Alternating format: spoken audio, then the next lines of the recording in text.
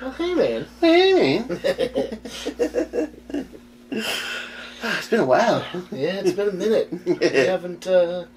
We haven't shot too much in the last 2 weeks. No, not really. It's really hard to choose something to do when there's not really a whole lot coming out. There's not much to do. Interesting, you know? I don't know, like the movies coming out right now, Spiral, The Conjuring, I don't really care about. Yeah, I don't really want to see. Nothing's really all that interesting right now. Yeah. I'm not very interested in either of those movies. Although I did like the beginning of those series. Yeah, the beginning of both of those series is very strong. Mm-hmm. And then it just skydives. Yeah, with every spin-off or like subsequent sequel, it just loses its flavor. It's long. We haven't seen either of the new movies. No, we have not. We have not. So we can't tell you whether or not they are good or bad because we have zero opinion on them as of now. We we don't really want to see them particularly. We might do it for Coda. It might be his birthday gift for next year, or Christmas gift. We don't know yet. We'll see. We'll see. Yeah. But we did get something quite nice to talk about. Yes, we did. Firestone beers. Woo! Yeah. And Loki. Yes, Loki. episode 1 of Loki. But first we're going to talk about the beers! Yeah. But, we wanted to do Loki because, continuing the Marvel series. Yeah. It's good. New series that we wanted to talk about, and... I had fun talking about Falcon and the Winter Soldier. Yeah. I had, week to week, actually, coming up with theories and, figuring out where it's going to go. Yeah, it was nice. And then realizing that, Falcon and the Winter Soldier was very much a more predictable direction. Yes. As far as where the show was going. Yes. WandaVision we didn't get to do week to week because we hadn't started doing that yet. Mm-hmm. But I would have loved to do that because the WandaVision speculation was crazy. And now we get a show with more crazy expectations and possibilities where literally anything could happen. Mm-hmm. And so, super stoked to talk about this. Oh, yeah. But, obviously, if you haven't seen the show, there's going to be spoilers ahead. So we're going to talk about the beer first. Yeah, but give me some time. We'll talk about these real quick. And then we'll go into the show. And as soon as we start actually talking about the episode... tune out if you haven't seen it yet. Indeed, yes. You should watch this episode. It's really good, and it just kicks off right. Yeah. It leaves you with a whole bunch of questions, and you're like, I need to know more. Oh yeah, lots of questions, lots of theories, explanations too. Mm-hmm. But for every question, answer, there's 2 more questions that pop up in its place. Yep. So it's gonna spin us down a rabbit hole. It's going to last us the next decade of Marvel content. We'll get to that later, too. Yeah. But anyways, so we chose Firestone like we did with Falcon and Winter Soldier with Stone Brewing. We're doing Firestone, keeping that stone word going on. I tried to come up with something for that. Nothing. Just... You try it, man. You try it. But we're trying to keep with the stone theme. Yeah, and we've been fans of Firestone as they've been around for a long time. Mm-hmm. So since we've been able to drink, we've been drinking Firestone, and we got two of the classics today. Yes, figured we'd knock out 2 birds with 1 stone. That way we can talk about some of the more interesting beers throughout the next few episodes because. There's so many, and there's so few Loki episodes. Mm-hmm. Only 6. So we're giving you a 2-fer today. Yep. And going with the classics, DBA and Union Jack. Mm-hmm. I chose to do DBA because I haven't had it in a very long time. Mm-hmm. And for pretty much the entirety of my drinking life, I have considered this like the quintessential ale. Yeah. If somebody said, give me a beer, that's probably the most, neutral beer. It's got a nice like kind of brown ale, kind of malty, roastiness to it. It's nicely balanced, not too much hop character, which, you know, when I started drinking, didn't bother me at all because I just wanted to drink beer that didn't taste like piss. Yeah, what are we looking at percentage-wise? I forgot about this beer. Probably forgotten more about this beer than most people know about this beer. Oh man, now I sound like my dad. 5%er. So, just a little bit heavier than your normal ales. Around the same kind of style. Mm-hmm. But yeah, very solid beer. Absolute classic. Will never not drink DBA. Mm-hmm.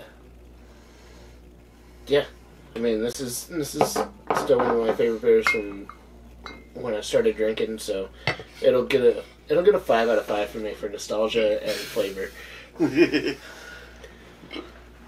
Yeah. How about you? How's the Union Jack treating you, man? I haven't had one of those in a minute either. Well, that first one was really good. It's got a nice hop, good balance, very even flavored. Like, it's not overly hoppy, it's not overly sour, not overly bitter. It's just very nicely balanced. You do get a little bit of more of the hoppiness as you're drinking, but it's not like overpowering the flavor of the beer itself. Yeah. It was always a very straightforward kind of hoppy beer. Yeah. 7%. So I'm all for it. I'm right there. Yeah. I'm right there with it. It's very nice. Good one to just kind of keep your paces with. Yes, definitely. That's Well, why you're not drinking them too much, but if you drink them at the right pace and just like go with it all day. Mm-hmm. That's why I put the cup down. Yeah, I know. They're easy to drink too. They really are. Like, both of these beers are super drinkable. Super drinkable, like very enjoyable, smooth. Yeah, I really like DBA. I really like Union Jack. I would have been happy reviewing either of these beers for this episode, and yeah, I'm glad I chose DBA. At the same time, I'm like, there was a fourth Union Jack in that box. I'm gonna drink that fourth one. I'm gonna take that DBA. I'm sorry, man. Yeah, no, it's all yours, man. But yeah, I'm very happy with reviewing Firestone. Mm-hmm. Great freaking brewery. Yeah, I'm gonna say I'm gonna go 5 out of 5. 5 out of 5. Great beer. I mean, these are just classics. Yeah. They've been favorites of ours for years and years. Quite a while, yeah. Like 10-ish years. Something like that, yeah. Yeah. I mean, crap. Freaking, that's awesome. Anyways. Oh, yeah. So 5 out of 5 for both of us. You can probably find these pretty much anywhere. Hmm. Anywhere that sells beer. Yeah, they come in variety packs, individual 6-packs. Find them at any liquor store, like regular grocery store. Usually like Bombers too. Yeah. With those 22-ounce bottles. Mm-hmm. I've seen tall cans of Union Jack before. I'm not sure if I've seen any of like 16-ounces of. Not that I can DBA. remember, but I wouldn't be surprised. I mean, DBA is a really good beer. Mm-hmm. It is one of their higher sellers. So. Mm-hmm. Flagship beer before 805 came out. Yep. Which we're not reviewing 805. Sorry. I don't care. It's too popular of a beer. It's Firestone's way of making a cheap beer and just having the best marketing ever. Mm-hmm. Yeah, they know where to market. Yeah. Plus, like they advertise it as a bridge IPA, like a bridge into like hoppier IPAs. But I mean, like no. No. I mean, it's not even hoppy. No, I mean I like it, but I mean like I'd rather have a hoppy beer. Yeah, I'd rather spend the same amount of money and get a DBA and enjoy it tasting like a beer, or spend less money on 30 cheaper beers and just get hammered. Yeah, sure. 805 just doesn't fit into my my price per volume metric anymore. Yeah, it's too low alcohol, costs too much, and tastes too crappy. Yeah. So Loki. Yeah, Loki. Spoiler alert. Spoiler alert. Super interesting. Oh yeah. This episode took turns that I was not really expecting. Going into it, it's hard to say what to expect because the trailers were fairly vague, which was good. I mean, you get this whole like 1970s-esque kind of aesthetic, and kind of intermixing that with modern day and older day, and like this neo retro kind of look, very reminiscent of Umbrella Academy, which I mentioned to him earlier. It's just like they're just like the TVA is just like the oh man, I can't remember what the organization's name is in Umbrella Academy, but basically the same kind of thing. Oh yeah. But yeah, it's definitely cool to see Tom Hiddleston back and like playing a Loki from 8 years ago. Yes, which is really cool. Yes, because he still thinks that he's burdened with glorious purpose. Which he uses that line to freaking Mongolian freaking natives. Yeah. And like, who are you? What are you doing here? Why'd you come here?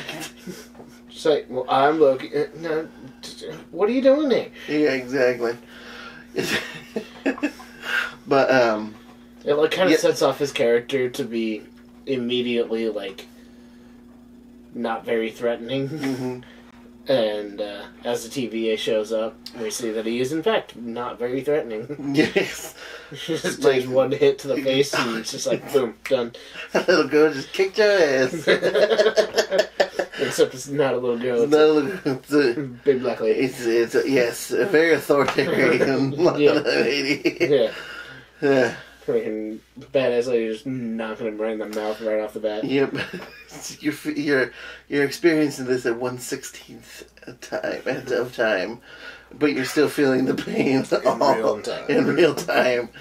I was like, oh, that sucks.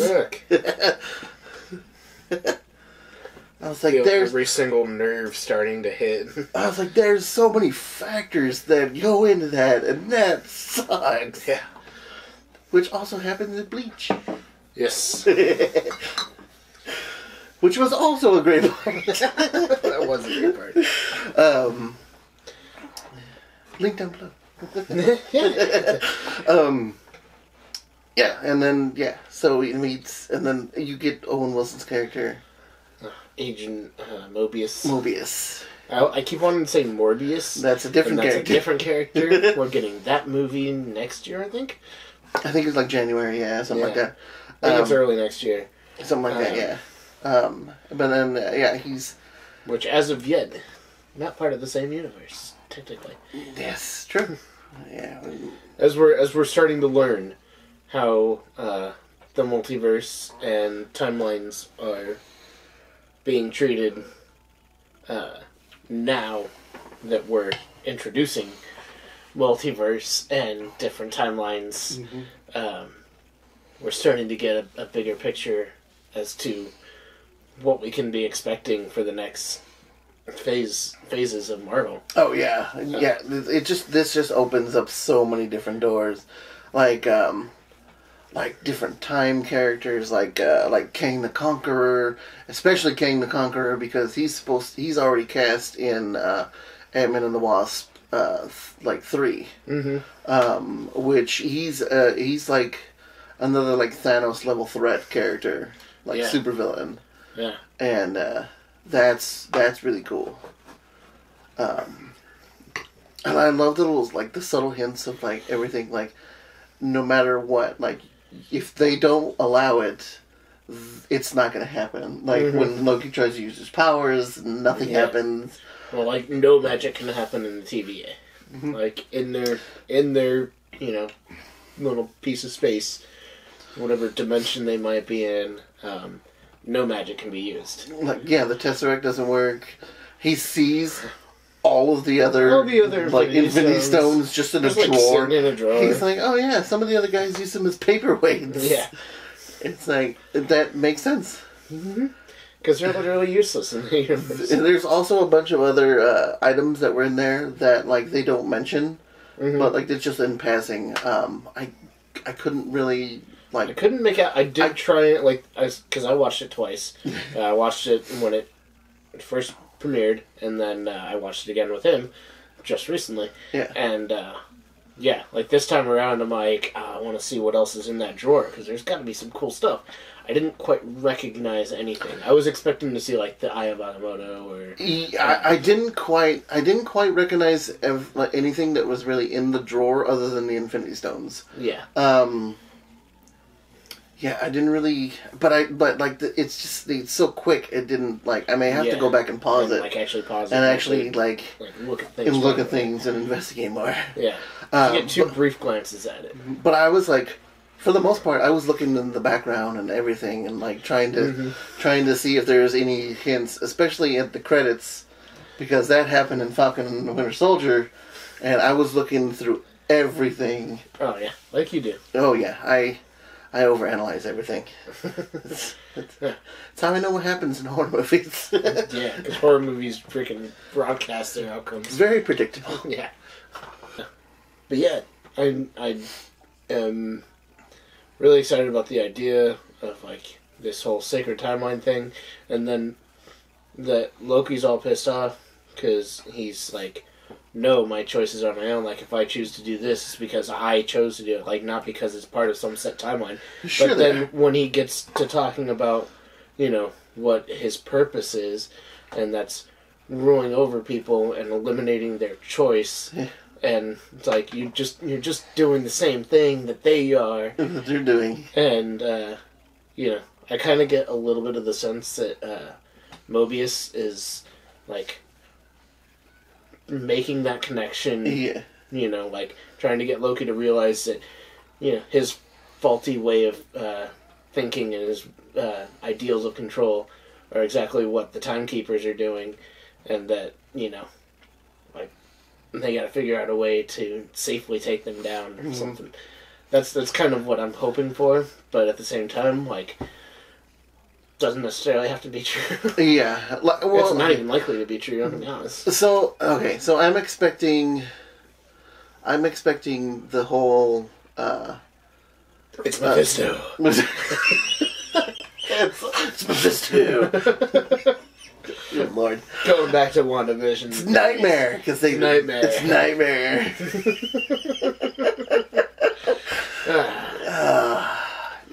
Link down below.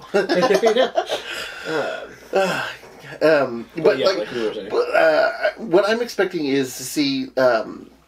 okay, so the next episode, like, he's going to be getting Loki more, like, associated with, like, what his job is supposed to do. Yeah.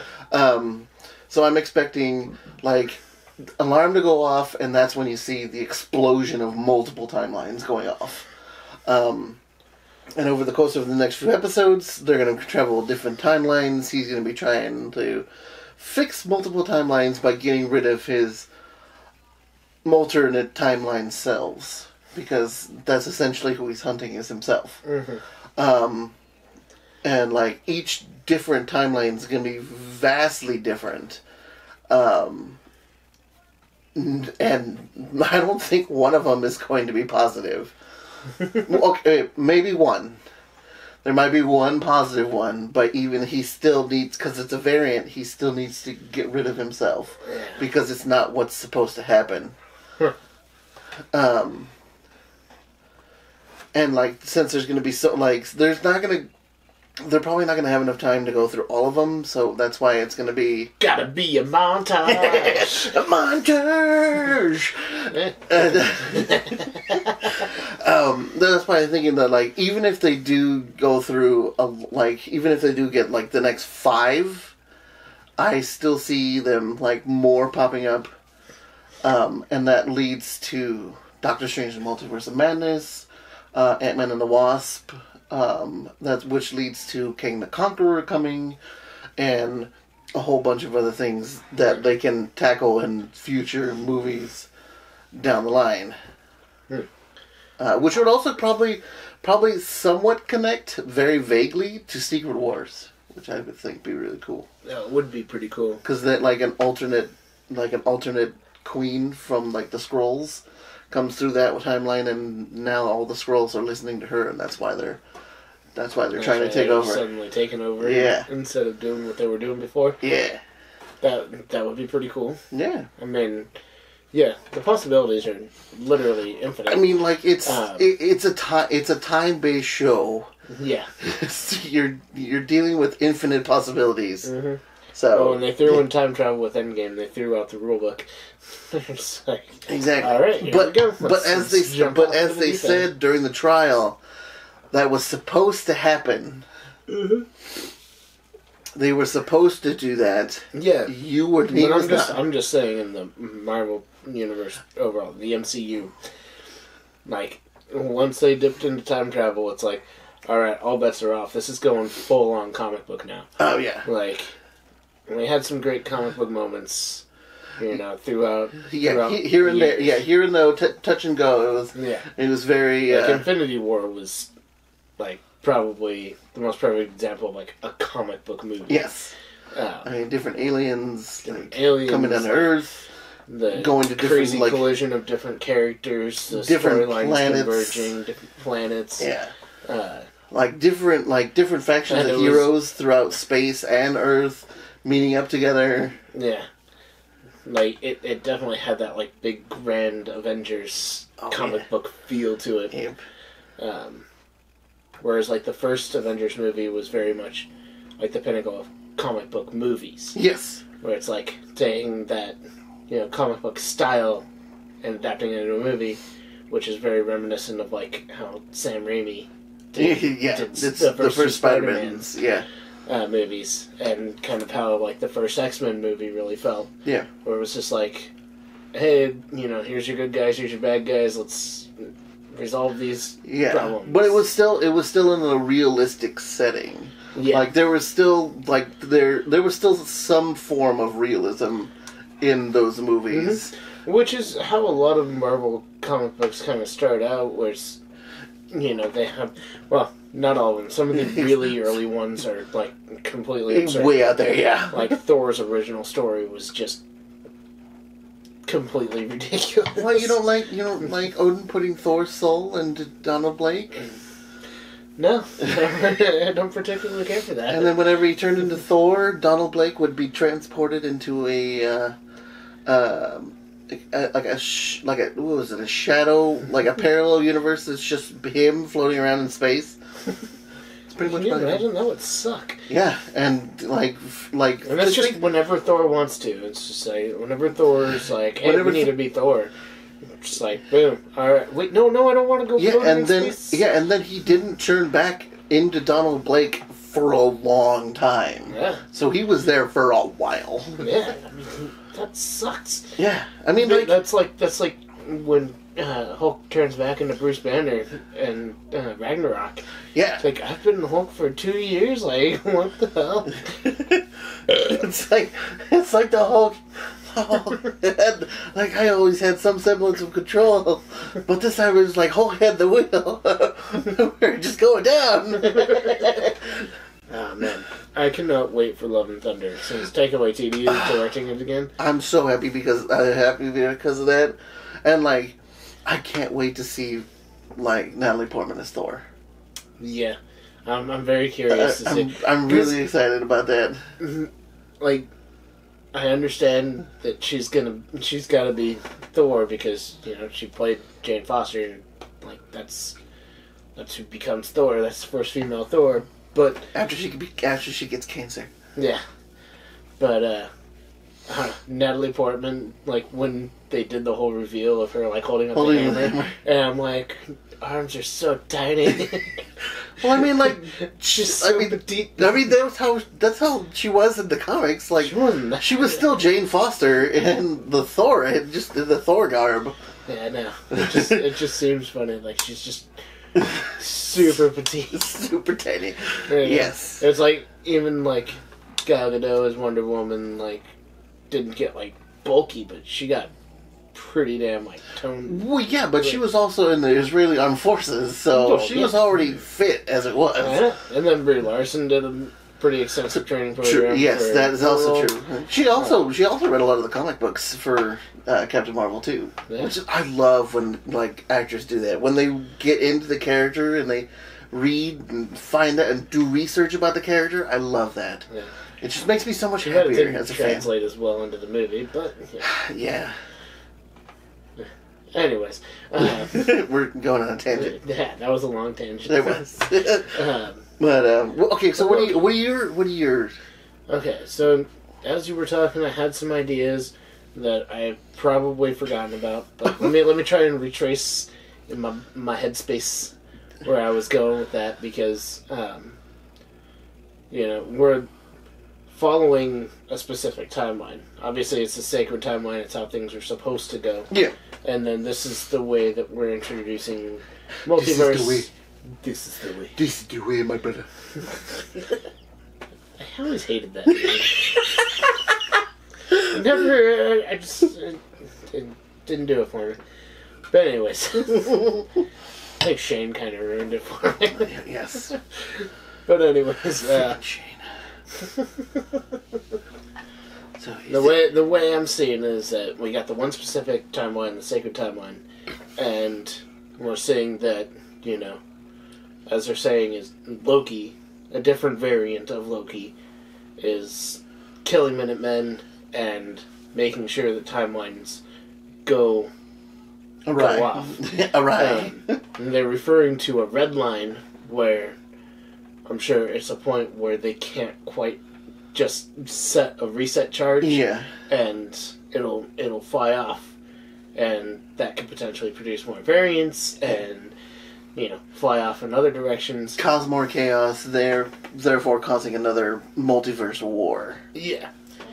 So, what I'm thinking, and this could happen over the course of both Loki and Doctor Strange. Ooh. Because, we're trying to get to a point where characters that would already be well established in the universe need to be established characters in the universe. Mm-hmm. So, we're gonna have the timelines. We saw, probably the nearest timeline to our own was 1858. 58. I think. Could be wrong. I think you're right. 58. I think. It's the 1850s. Yeah. Which is the closest to our timeline, and if Loki meddles there, that could start a path towards having mutants in the 40s, and we can get Magneto and Professor X started, and we could even see a variance pop out and introduce those characters, but not as those characters yet. Yeah. Okay. Yeah. That would. And then I could either foresee, after Multiverse of Madness, with the help of Doctor Strange and Scarlet Witch, that they maybe consolidate some timelines, and that we get emergence of timelines that leads to having the X-Men and Fantastic Four and all the Fox characters become a thing in the MCU, but they can also recast them because it's completely different, branched off, brand new multiverse. Yeah, it's a different multiverse. Yes, I like that. That'd be nice. It's a a tangent that I just went off in my head, and I'm just is it gonna happen? Probably not. Is it likely to happen? Probably not. But it'd be nice. Anything is literally possible with this series, so hell, why not just throw my random tangent of a thought into the ring as a potential viability? Yeah. I mean, they'd have to defeat the Timekeepers in order to prevent timelines from being remerged in the first place. Yeah. So, and then what's the motivation for keeping multiple timelines beyond the freedom of choice, which is probably going to be the main driving force. later on, like towards the end of this particular series. Ooh, I just thought of something else. Ooh, do tell. I like theirs. Okay, so what if so the time variants are trying to keep this whole sacred timeline. What if the timekeepers are just having the time variants watch over this timeline? Like, there's a time variant for each timeline, but they only have, like, they don't, like... So that, like, timelines can't interact with other timelines? Yeah. Like, they're still, like, they're all separate entities from each other, but they don't know about each other. So each one is its own sacred timeline. That's definitely a possibility. Because that would also explain, like multiverse theory at the same time, without actually having branches off of this timeline. Yeah. And it could mean that, like, they merge multiple sacred timelines together. Into one timeline. Yeah. Yeah. So that could have also stopped the war at the beginning, the first time. They just didn't tell this time variant authority that there's more than one. It's just they're the timekeepers, and they're the time variant authority of this sacred timeline. And maybe they find out about that. Maybe that might be a thing. I don't think it's a thing, but it'd be cool if it was a thing. It's a pretty cool idea. I mean, like, it'd be really cool if, like, this would be the timeline, like, 616. Yeah. Because that's the Marvel, like, that's the basis for Marvel's main universe. Yeah. That's a cool idea. And it explains why it would be 616 instead of just 1. Exactly. And it would also explain how... Or maybe... Like, the timekeepers... Maybe this is, in, like, the entirety of the Marvel Universe, the first timeline. And then, after the timekeepers lose control of it, and it breaks off, and it creates multiple timelines and stuff, that we get to 616, and that's the actual comic book universe. Ooh, and I like so that the comic book universe actually takes place way after the Marvel Cinematic Universe in canon. Ooh, I like that. That's also a good idea. What, just spitting off like ideas. I like it. This is all wild speculation. Oh, yeah. Very. Has very little foundation in any sort of fact. Yeah, no, but I mean, like, that would, well, the timekeepers, from what it seems, are infinite. Yeah. They start time, and they know when time starts and when it ends. Yeah. So, like... Because they kind of loop it. Exactly.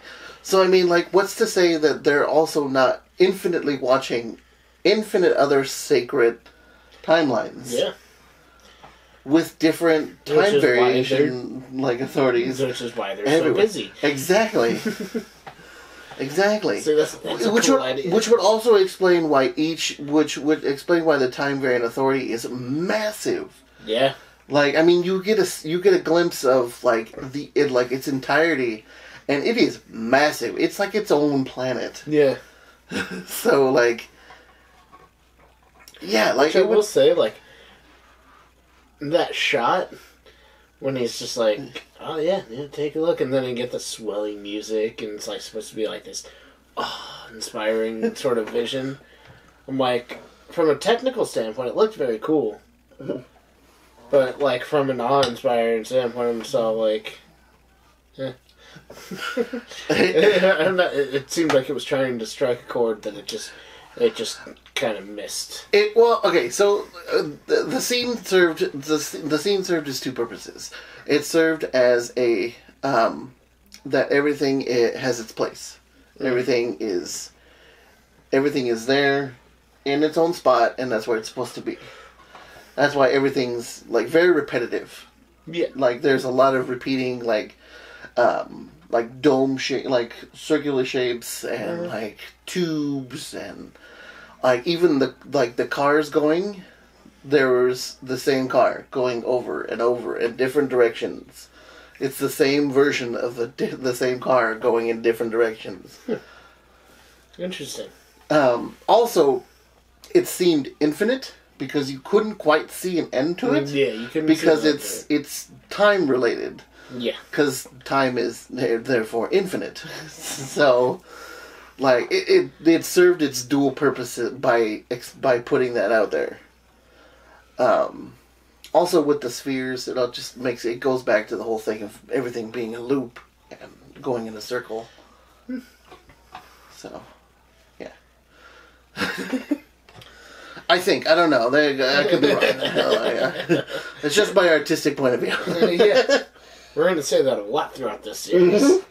This is just wild speculation, and I have no clue, and no, I don't know for sure, and nope. We're going to probably get everything wrong, but it'd be cool if a couple things stuck. I'm going to be guessing a lot. I'm going to throw a lot of things on the wall and see what sticks. Exactly.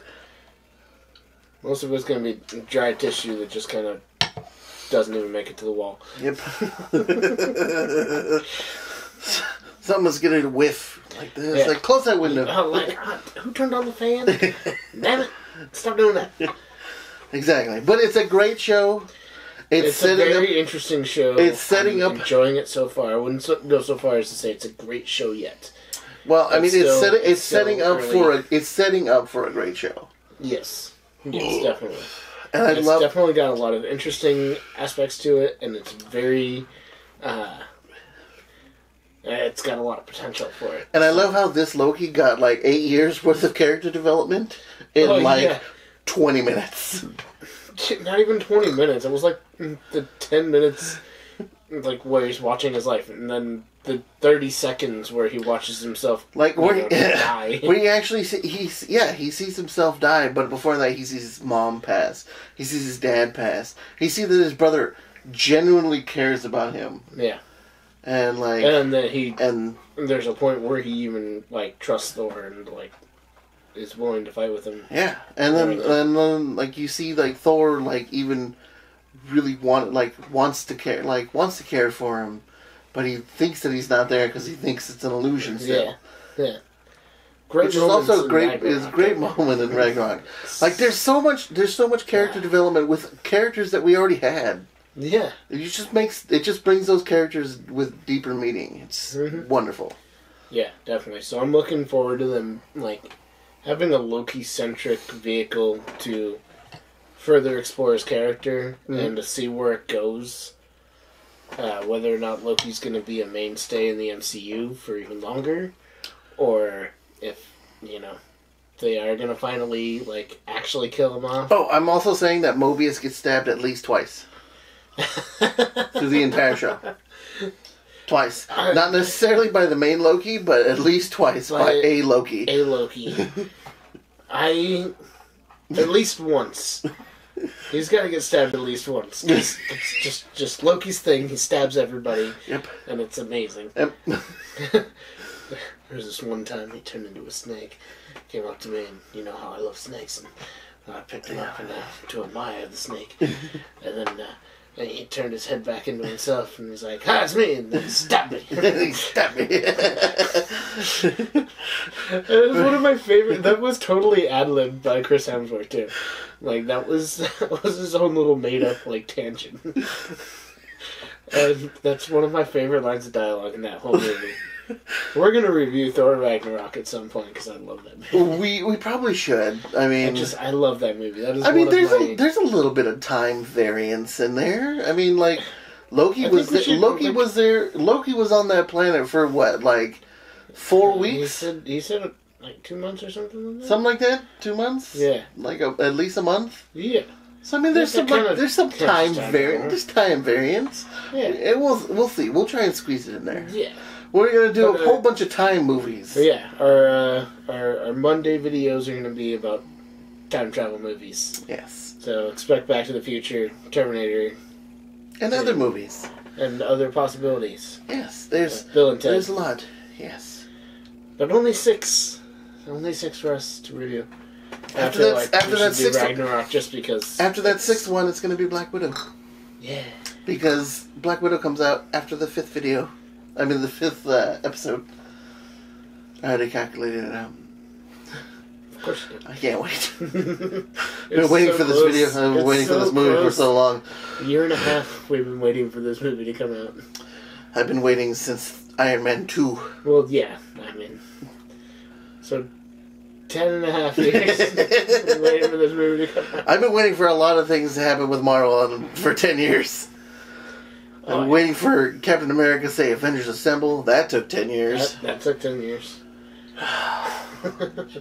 For Captain America to finally properly wield Mjolnir. Wield Mjolnir! That was so cool. I could not wait for that.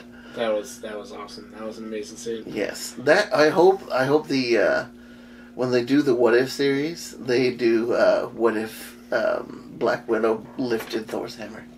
Ooh. Because that was an actual What If comic. Nice. It was really cool too. Awesome. Mm-hmm. Well, join us which happens in July, so we'll watch that. We'll do that too. Yeah. But yeah, That's also true. join us next time. Join us next time. Next week. On our next Thursday episode. It's not really a Thursday episode because we're shooting it on Thursday. I said thrilling. Oh, thrilling. Thrilling. I thought you said Thursday. No, our next Thursday episode will be on Loki 2. Except it won't be on Thursday because the video will probably come out on a Friday. Yeah. Mm-hmm. Anyway, here's to you. Here's to me. Friends for life, Charlie's me. If by chance we disagree, I'll scare you. Here's to me.